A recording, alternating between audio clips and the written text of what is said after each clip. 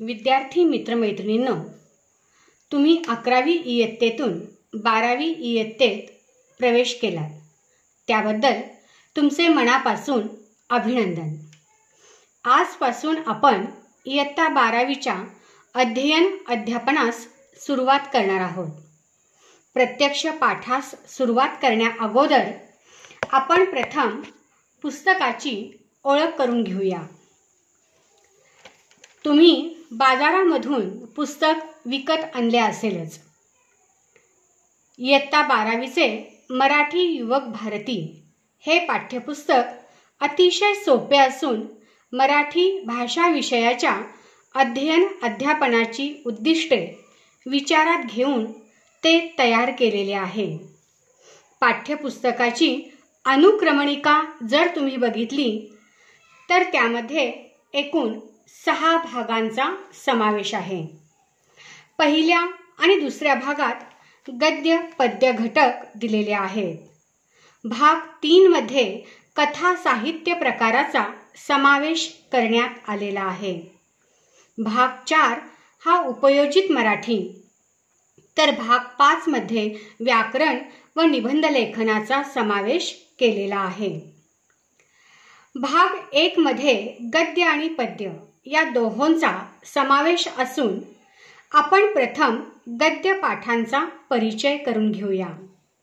विद्यार्थ्यांनो, वेगवशता या पाठाने पुस्तकाच्या पहिल्या पाठाचा प्रारंभ केलेला आहे. हा पाठ वेगाच्या आहारी जाण्याच्या अतिरेकावर भाष्य करताना आजच्या तरुणाईला संयमाने जगण्याचा कानमंत्र देतो. प्राचार्य शिवाजीराव भोसले यांचा हा पाठ असून अफाट वेगाने वाहन चालवल्यामुळे शरीर मनावर आवश्यक ताण निर्माण होतो असा इशारा या पाठातून लेखकाने दिला आहे. तसेच सध्याच्या व्यस्त आणि तणावग्रस्त जीवनात साध्या साध्या दैनंदिन प्रसंगातून आनंद मिळवत राहणे हा स्वभाव कसा बनवावा हे आयुष्य आनंदाचा उत्सव या पाठामधून आपल्याला उमगते. प्रत्येकाला आनंद हवा असतो, पण तो कसा मिळवावा हेच कळत नाही. आनंद बाहेर नसून तो आपल्या अंतरंगातच असतो. हे या पाठात हलक्या फुलक्या शैलीत लेखक शिवराज गोरले यांनी सांगितलेले आहे. विद्यार्थ्यांनो, पुढचा पाठ पहा आता. अत्यंत प्रतिकूल परिस्थितीत सीमेवर कर्तव्य बजावणारा सैनिक आणि भारतीय नागरिक यामधील घट्ट भावबंध वीरांना सलामी या पाठात अधोरेखित झाले आहेत. विद्यार्थ्यांनो, हा पाठ वाचल्यानंतर सैनिकांच्या समर्पण वृत्तीविषयी आपल्या मनात अभिमानाची आणि आदराची भावना नक्कीच निर्माण होईल. अनुराधा प्रभुदेसाई ह्या या पाठाच्या लेखिका आहेत.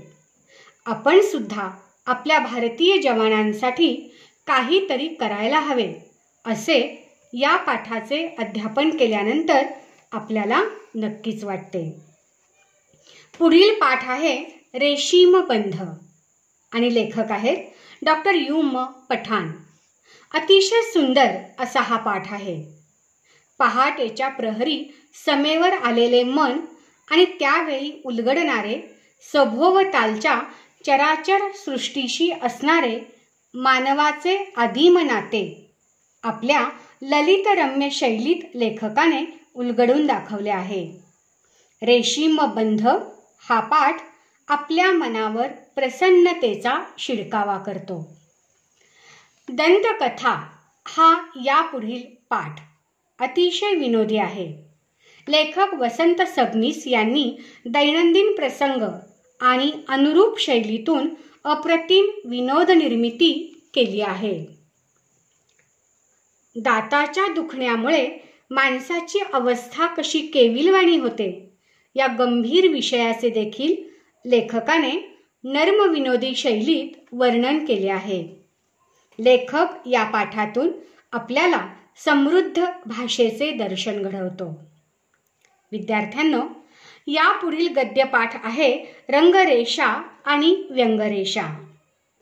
अखंड चिंतनशील आणि अध्ययनशील राहून कलेच्या क्षेत्रात कसे यशस्वी होता येते याचा अनुभव आपल्याला हा पाठ वाचताना येतो. या पाठात लेखकाने स्वतःच्या जडणघडणीच्या काळातील काही प्रसंग रेखाटले आहेत. मंगेश तेंडुलकर हे या पाठाचे लेखक आहेत. विद्यार्थ्यांनो, अशा प्रकारे एकूण 6 गद्यपाठांचा आपल्याला अभ्यास करावयाचा आहे. हे सर्व गद्यपाठ आशयाच्या दृष्टीने समृद्ध असून वैचारिक, ललित आणि विनोदी लेखांबरोबरच चिंतनशील, अनुभव कथनपर आणि चरित्रात्मक पाठांचा समावेश आपल्या मराठीच्या पाठ्यपुस्तकात केला आहे. विद्यार्थ्यांनो, यानंतर आपण कवितांकडे वळूया. बहु असोत सुंदर या लोकप्रिय महाराष्ट्र गीताचा समावेश काव्यानंदासाठी केलेला आहे. या कवितेवर प्रश्न विचारले जाणार नाहीत. यानंतरची कविता आहे कल्पना दुधाळ यांची रोज मातीत. भारतीय कृषी समृद्धीमध्ये राब राब राबणाऱ्या शेतकरी स्त्रीचे मनोगत कवयित्रीने व्यक्त केले आहे. या कवितेची रचना लयबद्ध असून स्त्री करत असलेल्या समर्पणाबद्दलची जाणीव या कवितेमुळे आपणास होते. यापुढील कविता म्हणजे रे थांब जरा आषाढ घणा. ही कविता म्हणजे पावसाळी निसर्ग सौंदर्याचे अप्रतिम काव्यरूप आहे. पाऊस आपल्याला सगळ्यांनाच आवडतो. आषाढ महिन्यातील पावसामुळे नटलेली हिरवाई आणि निसर्गातील सौंदर्यामुळे मिळणारा आनंद आपल्याला ही कविता देऊन जाते. यानंतरची कविता आहे रंग माझा वेगळा. कवी सुरेश भट यांची ही एक अप्रतिम गझल. गझल म्हणजे काय हे आपण कविता शिकवताना पाहणारच आहोत. व्यावहारिक जगात वावरताना आणि दुःखे सहन करताना वेगळे जगून माणसांवर प्रेम करणाऱ्या कवीच्या कलंदर वृत्तीचे दर्शन आपल्याला या कवितेमधून घडते. विद्यार्थ्यांनो, पुढील या ठिकाणी कविता आहे विंचू चावला. हे संत एकनाथांचे भारूड. याचाही समावेश आपल्या पाठ्यपुस्तकात केला आहे. वारकरी भजनापासून ते शाळा महाविद्यालयांमधील स्नेह संमेलनापर्यंत नाट्यमय पद्धतीने सादर होणारे विंचू चावला हे भारूड आपल्याला वाईट गोष्टींपासून दूर राहण्याची शिकवण देते.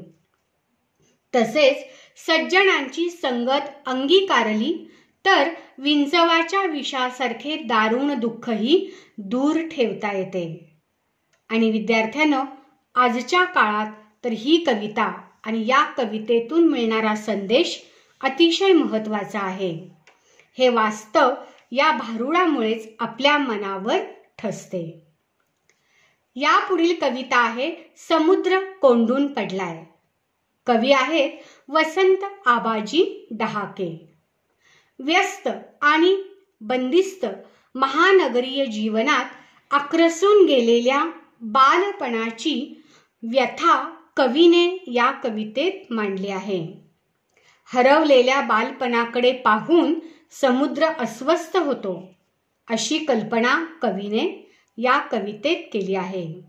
विद्यार्थ्यांनो, ही कविता तुम्हाला नक्कीच आवडेल अशी आहे. आरशातली स्त्री ही यापुढील कविता आहे. स्त्री जीवनातील स्थित्यंतराचा, बदलाचा नेमका वेध ही कविता घेताना दिसते. कवयित्री हिरा बनसोडे यांची ही कविता असून स्त्रीला नव्या उमेदीने जगण्याचे बळ देते.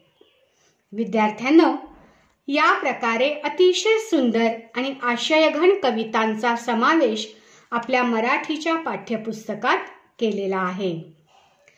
आता आत्तापर्यंत आपण जी ओळख करून घेतली त्या गद्य आणि पद्यातून तुमच्या मनावर नक्कीच सर्जनात्मक संस्कार घडतील अशी खात्री आहे. परीक्षेच्या दृष्टीनेही भरपूर गुण मिळतील अशीच प्रश्नांची रचनाही आहे. तर विद्यार्थ्यांनो, पाठाला सुरुवात करण्या अगोदर तुम्ही गद्य पद्य पाठांचा वाचनातून आनंद घ्या, आस्वाद घ्या. तोपर्यंत तुम्हाला शुभेच्छा. धन्यवाद.